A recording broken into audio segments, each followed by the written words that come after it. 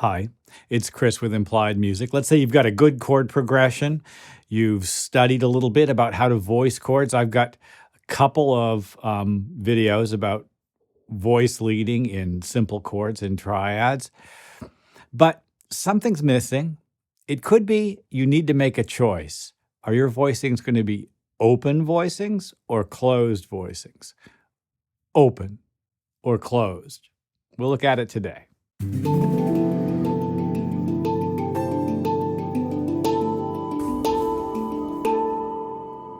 So here's my progression. Let's listen to it. We'll talk about it.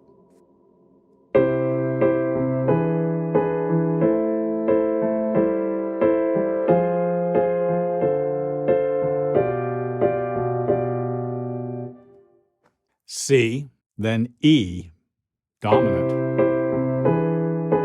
which is the 5 of A minor, F minor, D minor 7, G7.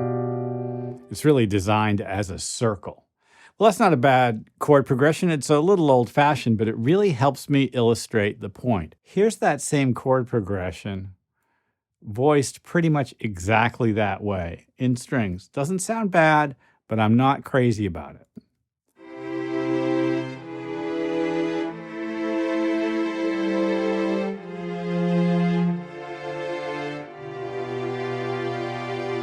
It really does sound like a keyboard player just played the voicings from the chords that they knew. It really doesn't sound like strings enough to me.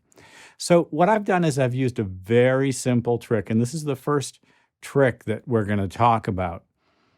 I went and I grabbed the voice that was in the middle of those voicings, and I dropped it down an octave. So just for comparison, here they are side by side. Here's my original set of voicings. And as you can see, the top set of chords here is close together. It's all within an octave. These are all closed voicings, just like on the piano. But by snagging these middle notes and dropping them down an octave, and also dropping the bass down an octave, I wound up with my second version. All the same notes. I've just changed registers in two voices. Let's listen to them one after the other. Closed voicings.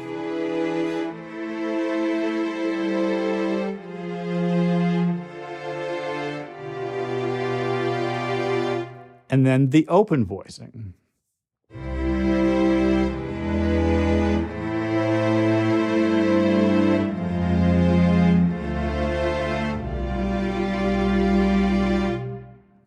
It's a more professional sound and much more satisfying. All I did was a simple operation. I didn't really have to know about string writing. I didn't do anything complicated with suspensions. I just grabbed the middle voice, the second from the top, and dropped it down an octave. I had to make some space with the bass, but that turned out to work really well for me. Let's take a look at the next example from this same series.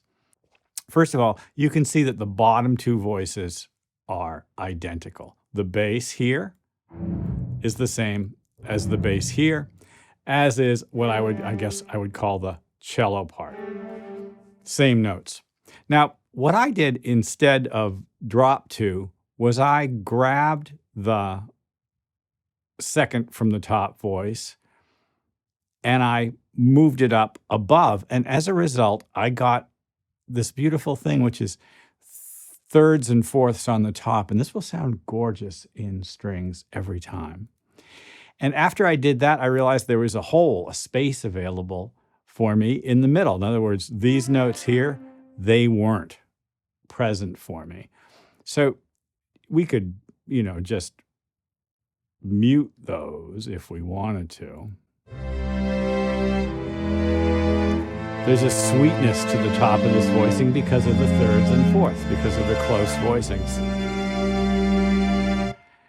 And I have to say, since I had that space, I said to myself, how can I fill in there? I'm going to add a voice. And of course, I just used a very simple rule.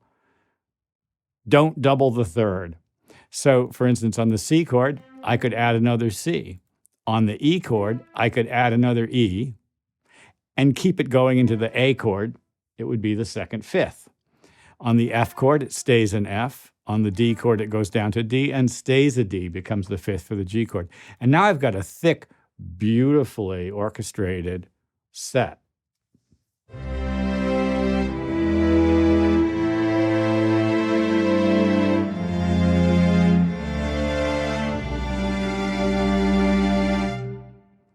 Same chord progression, I've just used a little more care in how I've expressed it. I used drop 2, then I used raise 2 and filled in the gap that was created by observing one simple rule.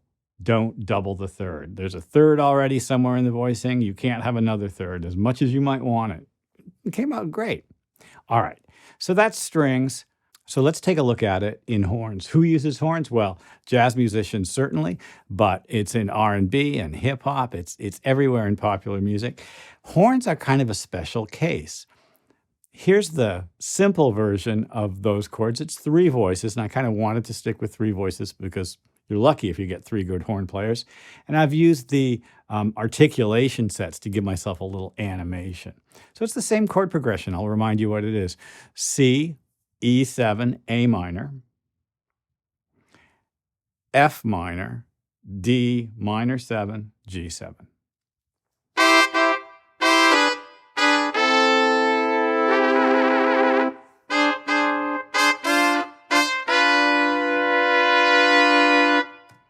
So I'm hearing all the notes of the chords, and I hear the chords, but it doesn't have very much character. What if we use an expanded version of that? Well, I'll just grab that middle voice and flip it up and see what I get. Here we go.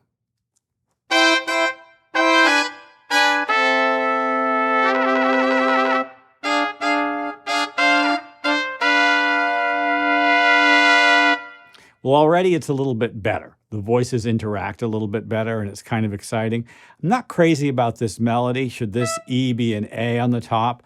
It probably should. There's a bunch of problems with it. I'd probably ask myself the question, do you like those sixths? Is that what I want? And then I'd actually kind of reorganize it. That's good enough and would probably support us a lot. But here's what I like, and jazz musicians use this trick a lot.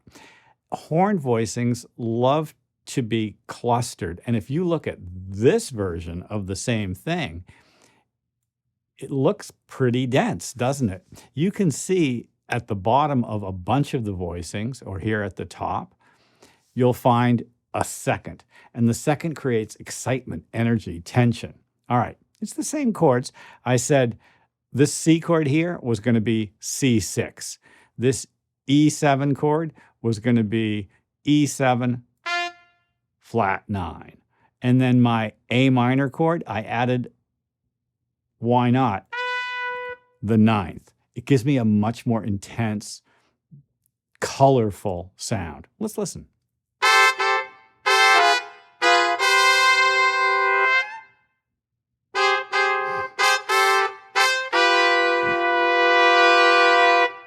Much more colorful sound. I hear the chords really well.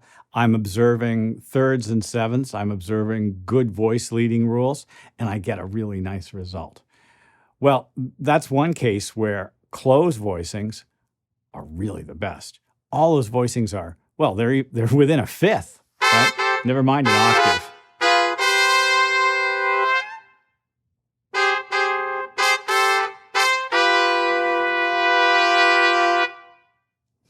Closed and open voicings are an important choice to make.